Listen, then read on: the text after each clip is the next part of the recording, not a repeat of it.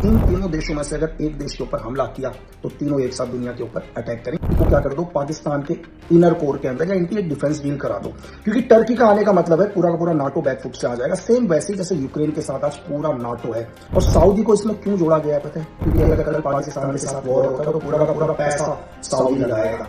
Saudi अरब, तुर्की और Pakistan Islamic दुनिया के 3 वो बड़े देश जिन्होंने डिफेंस डील कर ली है। इस समझौते के तहत किसी एक देश पर हमला तीनों पर हमला माना जाएगा। इस डील पर भारत का सबसे पहला रिएक्शन सामने आ चुका है। वीडियो में जानेंगे भारतीय विदेश मंत्रालय ने क्या कुछ कहा है। साथ ही खुफिया जानकारी बताने वाले x raw agent lucky Bisht ने इस डील पर बड़ा खुलासा किया है। क्यों सऊदी, तुर्की और पाकिस्तान जो कि साथ में आकर जुड़े हैं, इसके पीछे सारा खेल क्या है, लकी बिश्त ने सब कुछ समझाया है। लेकिन सबसे पहले बात भारत की करते हैं। भारतीय विदेश मंत्रालय ने कहा कि भारत इस पूरे घटनाक्रम पर नजर बनाए हुए है। एमईए प्रवक्ता रणधीर जायसवाल ने कहा कि सऊदी अरब, तुर्की और पाकिस्तान के बीच हुए इस समझौते को भारत लगातार मॉनिटर कर रहा है और आगे की जानकारी शेयर की जाएगी। इस संयुक्त डिफेंस पैक्ट का मकसद अमेरिका ईरान की लड़ाई के बाद क्षेत्रीय सुरक्षा संबंधों को मजबूत करना है। यह समझौता सऊदी अरब के क्राउन प्रिंस मोहम्मद बिन सलमान, तुर्की के राष्ट्रपति एर्दोगन और पाकिस्तान के प्रधानमंत्री शहबाज शरीफ की मौजूदगी में हुए संयुक्त रक्षा शिखर सम्मेलन के बाद हुआ।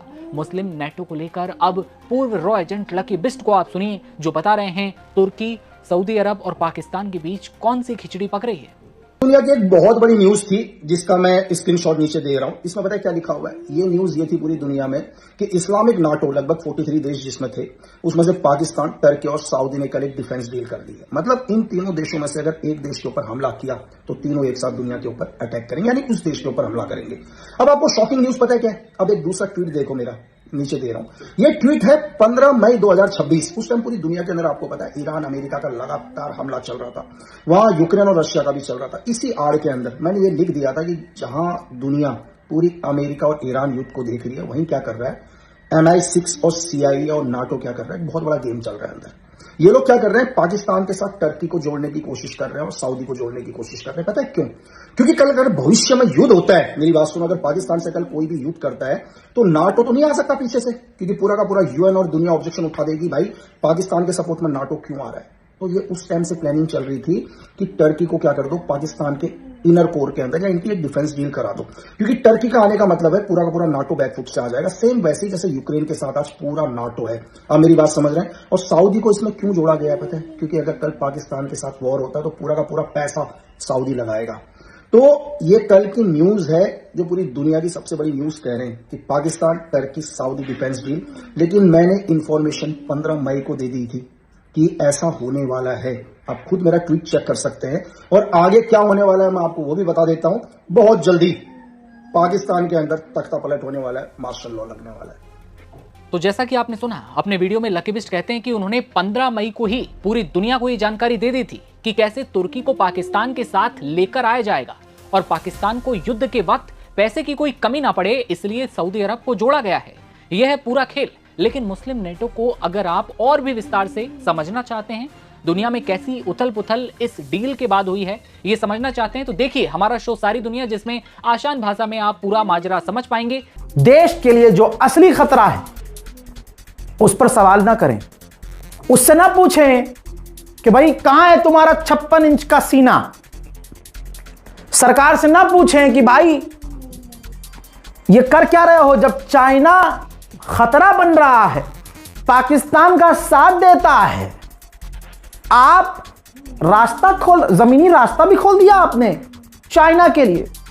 चीन कर क्या रहा है, मैं लगातार बता रहा हूं, चैलेंज करके कह रहा हूं, तमाम गोदी मीडिया के चैनल बड़े बड़े खोल लीजिए, इस पर सवाल नहीं कर रहे हैं। सबूत दिखाऊं कि चाइना कर क्या रहा है। नव भारत टाइम्स जो हिंदूवादी अखबार है भाई, वो भी लिख रहा है, लेकिन टॉप के मीडिया नहीं बोल रहे, कोई यूट्यूबर नहीं बोल रहा। लेकिन अभी हम जिंदा हैं, देख लीजिए। भारत के खिलाफ चीन की अब नई चाल यह है कि तिब्बत को मिलिट्री बफर जोन बना दिया है और LAC बॉर्डर पर खतरनाक मिलिट्री इंफ्रास्ट्रक्चर बना रहा है। दोस्तों, चीन की इस रणनीति का खुलासा तब हुआ है जब भारत के साथ संबंध उसके तनावपूर्ण दौर से गुजर रहे हैं। हालांकि इनमें पहले से ज्यादा नरमी देखी गई है वहीं सैटेलाइट तस्वीरें, चश्मदीदों के बयान और चीनी सरकारी मीडिया रिपोर्ट से पता चला है कि चीन भारत के खिलाफ अपनी रणनीति पर तेजी से काम कर रहा है। वो तिब्बत में बौद्ध स्थलों को गिरा रहा है और उसके स्वरूप को भी बदलने की कोशिश कर रहा है। तिब्बत में अपना इंफ्रास्ट्रक्चर मजबूत कर रहा है, बॉर्डर पर मिलिट्री तैनात कर रहा है, सड़कें वो पहले बना चुका है, गांव वो पहले से बसा चुका है। लेकिन तुम्हारा 56 इंच वाला बोल नहीं सकता, न तुम्हारी औकात है न उसकी औकात है। सलाम, नमस्ते, सत श्री अकाल। मैं हूं रजा और आप देख रहे हैं रजाग्राफी अनस्क्रिप्टेड की सबसे खास रिपोर्ट, अंतरराष्ट्रीय प्राइम टाइम रिपोर्ट। मैं बार बार 6 साल से यह बात कहता आया हूं, चाहे आराम से जाकर तमाम रिपोर्ट्स को देख लीजिए कि चाइना धोखेबाज है, धोखेबाज है, धोखेबाज है, धोखेबाज है। सामने कुछ और है, पीठ पीछे कुछ और है। अब शी चिनपिंग को लाल आंख दिखाने की बातें करने वाले की औकात नहीं है कि अब शी चिनपिंग को लाल आंख दिखा दे। सामने से उल्टा यह हो रहा है कि शी चिनपिंग भारत आने वाले हैं। हाँ, चौकी नहीं, भारत ही नहीं आने वाले। भारत आने से पहले उन्होंने भारत सरकार से बॉर्डर के मुद्दे पर फ्रैंकली बात की है। तो मोदी सरकार को अपनी बात रखनी चाहिए कि नहीं कि बॉर्डर पर आप लोग क्या कर रहे हैं। चाइना यहां तक अरुणाचल प्रदेश में इलाके के नाम को बदल चुका है। मैं आपको पहले ही ये बता चुका था। अब भारत सरकार ने क्या किया है, आधिकारिक तौर पर अरुणाचल प्रदेश में 27 जगहों के नाम भारत ने रखे हैं आधिकारिक तौर पर। चलो कुछ तो किया। अरे सरदर्दी खत्म हो तो बात करें।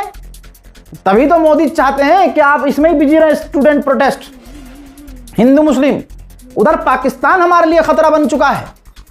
पाकिस्तान ने तुर्की और चीन से जो हथियार, ड्रोन लिए थे, पता है भारत के सिरक्रीक के इलाके में, भाई जो बिल्कुल मैप दिखा रहा हूं आपको ताकि आपको क्लियर हो जाए।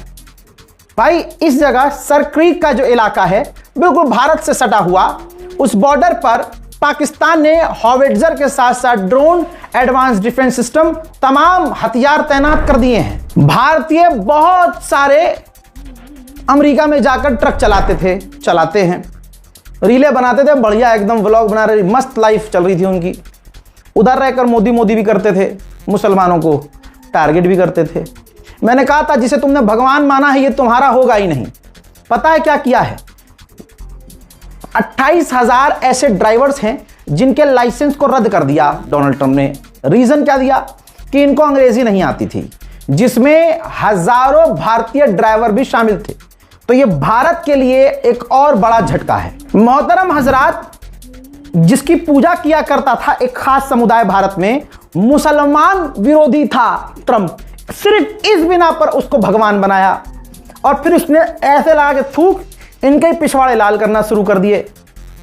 रिपोर्ट यह है कि भाई पिछले 65 साल में पहली बार भारतीय छात्रों का, प्रवासियों का वहां जाना सबसे कम हो गया है, क्योंकि सख्ती की वजह से, ट्रंप की सख्ती की वजह से भारतीय छात्रों को वीजा नहीं मिल रहा है। अमेरिका की वीजा ही नहीं मिल रही है। छात्र छोड़िए, वैसे भी जो जाते हैं वीजा नहीं मिल रही है। तो अब भारतीय लोग कम जा रहे हैं, लेकिन आग आपके सीनों में तब लगेगी जब आप पूरी रिपोर्ट पढ़ेंगे। हिंदी तो अंडुओं को भी आती होगी, इसलिए ये रिपोर्ट देख लो दैनिक भास्कर की। पाकिस्तान बांग्लादेश के छात्रों को ज्यादा वीजा, यानी भारत के छात्र, यानी भारत का नाम इतना गंदा कर दिया मोदी ने कि भाई डोनाल्ड ट्रंप भारतीयों को कम, लेकिन पाकिस्तानी और बांग्लादेशियों को ज्यादा वीजा दे रहा है हमारे मुकाबले। नमस्ते दो लंड ट्रंप, लो करो नमस्ते दो लंड ट्रंप करो, बढ़िया करके घोप घोप कर रहा है। वहीं श्रीलंका की तो हम मदद करते हैं, हमेशा मदद करते हैं। जब श्रीलंका को कोई मुसीबत का सामना करना पड़ा, ये मोदी सरकार की बात कर रहा हूं भाई, मोदी सरकार ने खूब दबाकर मदद की खेप भेजी। इस श्रीलंका ने क्या किया, भारतीय मछुआरों को अरेस्ट कर लिया, उनकी बोट को सीज कर लिया। अब मोदी सरकार ने उनसे रिक्वेस्ट की है कि हमारे मछुआरों को छोड़ो और उनकी बोट को रिलीज करो। यह हमारी हालत हो गई है। कोई भी आ रहा है आंडू पांडू आंखें दिखा रहा है और हम कहते हैं अरे 56 इंच का पाला है हमने, शेर पाला है शेर। हाँ, इसमें आया मजा। अब अगली खबर में 114 भारत फ्रांस से राफेल फाइटर जेट लेने वाला था। मैं इस पर कड़े सवाल खड़े कर रहा था और उसमें से एक बात तो मेरी क्लियर हो गई है, जो मैं उसके साथ सहमत हूं।